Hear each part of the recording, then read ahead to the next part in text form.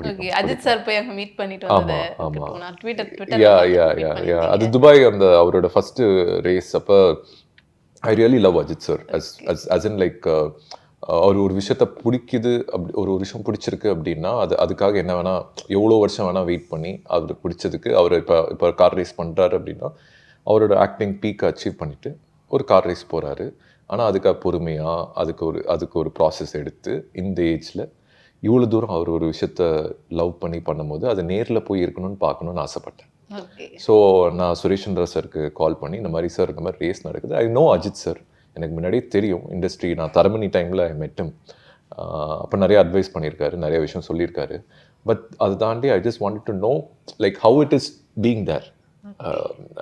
சில விஷயம் பார்த்து கற்றுக்கலாம்னு சொல்லுவாங்கல்ல, அந்த மாதிரி அந்த ஒரு இடத்துல அந்த துபாய் ரேசிங் ஒரு இடத்துல அவர் வந்து ஜெயிக்கும் போது அந்த மூமெண்ட் இருக்குல்ல, that was priceless to see. ஒரு விஷயம் நம்ம லவ் பண்ணி உண்மையாக பண்ணும்போது நீங்கள் சொன்ன மாதிரி தான் அந்த ரெக்கக்னிஷன் யூனிவர்ஸ் அந்த